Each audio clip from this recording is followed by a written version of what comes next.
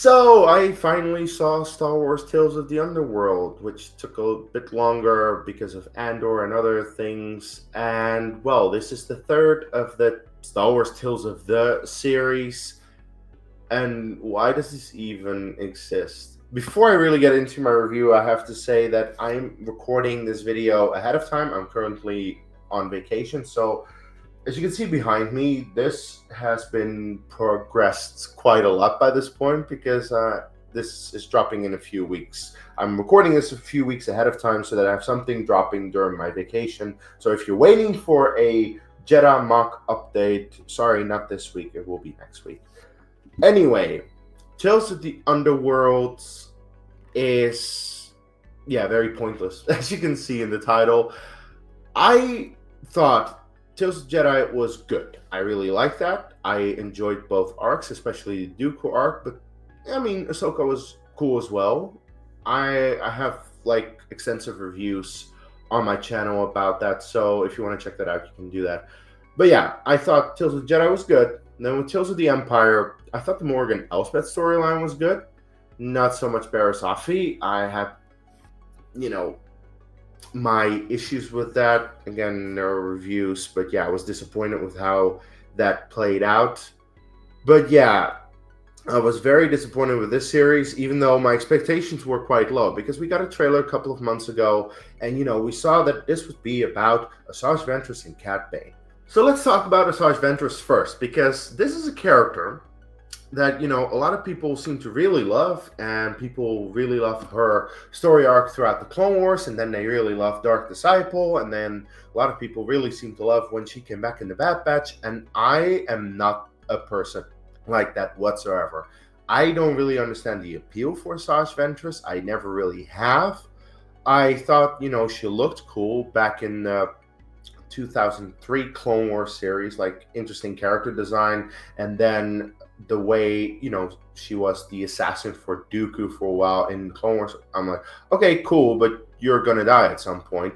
Then they decide to essentially make her like turn on Dooku because, well, Dooku gets rid of her because the Emperor demands it. Okay, sure. So now Asajj Ventress is a bounty hunter. Is that particularly interesting? I didn't think so, but okay, this is what we're going with. And then, well, we have the book Dark Disciple, which I've read.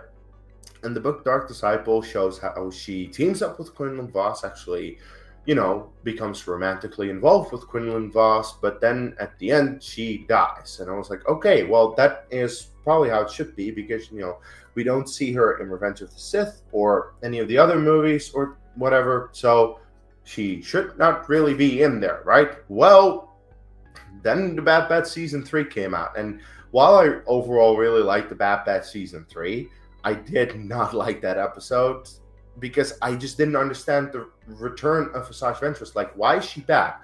They had a lousy explanation in that episode itself. Now, the explanation comes in Tales of the Underworld. I get that. It's just, when you introduce a character, or reintroduce a character in this case, that I thought was dead, I'm going to ask questions like, why the hell is she back? And especially if it's a character that I personally don't really care for, I'm really going to ask, why the hell is she even back? Like, why did we bother with her? I felt that was very unnecessary. So, okay, Tales of the Underworld is here to explain the reason why she's back, because while she, died in Dark Disciple, and then Vos and Obi-Wan brought her to Dathomir to put her with her Night Sisters, then there's some Night Sister magic that resurrects her. Now, there have been people telling me that, like, oh yeah, no, it makes perfect sense that they can, do Night Sister magic. And the thing is, they were telling me that before the show came out, and I'm like, yeah, I understand that is probably the most obvious thing that you could possibly do to resurrect her. So they did the most obvious thing to resurrect her. Is that particularly interesting? To me, not really. I mean, it is pretty much the only thing you can do, but it just makes me wonder, why do we resurrect her? What is the purpose to resurrect her? Because, okay, we did it with Maul, Maul worked because Maul had no character whatsoever in The Phantom Menace, he looked cool. Ooh, double-bladed lightsaber, whatnot. And then they brought him back in the Clone Wars with, honestly, a terrible explanation as to why he came back. But we don't care anymore because they made him an interesting character in the Clone Wars and then in Rebels, and they gave him a proper send-off in Rebels. Like, okay, that's where he finally died, at the hands of Obi-Wan. Okay, cool. So I understand that you do that. So Maul very much had a good story arc throughout the animated stuff. So that's kind of what I was expecting here with Ventress. Now, I understand we've only had a couple of episodes in Tales of the Underworld and the Bad Batch, so it's not much to go off, and they probably have a plan for her later. She might actually appear in the Mole series that's coming up. But as of this, I am not at all convinced. I thought this was very basic, boring tropes for the sake of tropes, not really being particularly interesting. Like, oh, she fights an Inquisitor. Yeah, what else is new?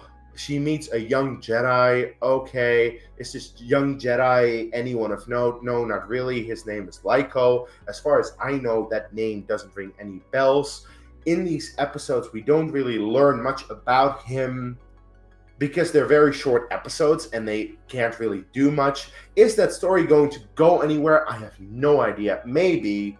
I really hope they can make that interesting. But as of, these episodes, I'm not convinced, especially because the entire point throughout these 3 episodes with Ventress and Lyko, they're searching for the path and they're searching for Quinlan Vos. And I was thinking, oh, are we finally going to get Quinlan Vos post Order 66? Are we going to see what he's up to? Are we going to see how he reunites with Ventress? No, none of that. He is nowhere. Now, again, they might do that in the future, but I felt that this was a complete waste of my time. And I'm like, you could have, if you really wanted, to set this up to become something, you don't need to do Tales of the Underworld, which is completely boring. And you can see by the IMDb ratings, where essentially the first of the 3 episodes is kind of interesting, and then the episode rating just goes down because it just becomes more boring and there's not much to it, really. And I'm just like, okay, why does this even exist then? I personally did not care for it.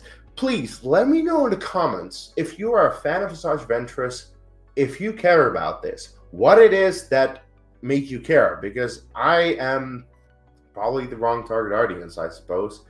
Even though I very much like the Clone Wars and I am interested in seeing more Star Wars animation. I'm a big fan of Star Wars animation, but yeah, this was not it. Anyway, the next story arc is about Cad Bane. Now, when I saw the trailer a couple of months ago and they showed that, it would be Ventress and Bane, I instantly knew that Ventress would not be the storyline that would convince me because I'm not interested in that character. I thought Bane, okay, there could be something cool.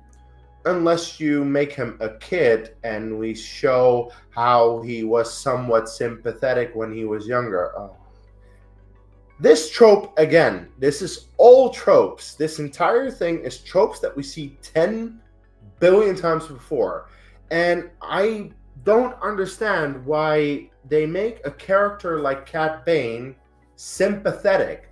It's absolute bullshit because Cad Bane, throughout the entirety of the Clone Wars and the Bad Batch and the Book of Boba Fett, is a stone-cold hard-ass killer, and he's nothing more than that, and that's why we like him. That's the reason that, every time he shows up, it's like, this guy means business. He has a cool look about him, the Duros with the hat. You instantly recognize him as like, okay, this guy means business the moment that he shows up. In any of that, we know he's a stone cold killer, and he's actually, the antagonist in the Boba Fett show to essentially show, what, Boba Fett is actually not that bad of a guy because we have Cad Bane, who is way worse. But then we have this, which shows that Cad Bane, no, he's actually not that bad. It could be way worse. Why? Why do we need a backstory of seeing him as a kid, as a street rat? First of all, I suppose insert Aladdin song. Riff raff, street rat, scoundrel. But yeah, apparently, he's a kid and he was with another Duros who, they get split up because of circumstances, and then they, are friends who become enemies. Stewie, take it away from me, please. Some friends become enemies, some enemies become friends, yeah? But why do we need to see Cad Bane as a kid? What does this add to the story of Cad Bane? Because we already know the character that he turns out to be. He's a stone cold killer. He has no emotional attachment to anyone. We don't need to see how he got there, because it's not interesting, at least not to me. Like, we already know where the character ends up anyway. So there's no need to show any of this. No, but we gotta show how he got the hat. Like Indiana Jones and the Last Crusade, where, he's a kid and he gets the hat from another archaeologist. We don't need to see this. It's not interesting. Or, do we need to know that Cad Bane is not originally called Cad Bane, that it is a name that he chose? No, we don't need to see that. It's not interesting. It's bullshit. Like, why are we shown this? I'm honestly struggling to find any reason as to why this exists. And, at the end, they have several showdowns where, who's gonna shoot first? Who's gonna survive? I have no idea. Let's find out. Oh yeah, of course it's Cad Bane, because we know he survives. It's not those shootouts. It's like, oh yeah, the classic Western, as we've seen 10 billion times before. We've seen it in Westerns. We've seen it in Star Wars. We've seen Cad Bane do it in Star Wars. We know he's the first to shoot. He always is the first to shoot. We don't need to see him do that as a kid. It's not interesting. We know it already.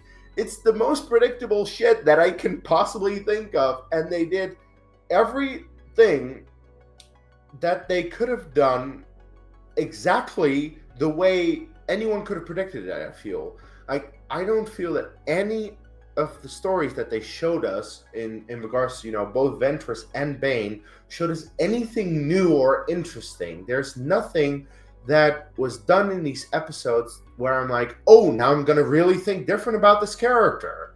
Like, yeah, I mean, the only thing that, the first arc did with Ventress is to show that she's back in it now and how she essentially survived her death in Dark Disciple. Other than that, I didn't really learn anything about her. I didn't care to see her again. But Bane was probably even more disappointing, because I was thinking, well, what can they possibly do to Bane to make this boring? I was like, that should probably be cool, because I like Bane. I think, he's a cool guy. And I'm like, maybe seeing a little bit more of him, just doing some badass stuff, as we know it could be cool. But they decided to go with the most boring, uninteresting route. And, I just really didn't care for any of this. So that was very unfortunate that it turned out the way it did. Look, I understand that Dave Filoni wants to do his Tales of the series because he wants to still make some animation sometimes. I'm just like, there are stories you can tell. There are plenty of characters with stories to tell in Star Wars that you can do this for. Asajj Ventress and Cad Bane are not those characters. So please, don't do this again. Give us a character that, people are interested in, because this was the least interesting stuff that you could possibly show us. And,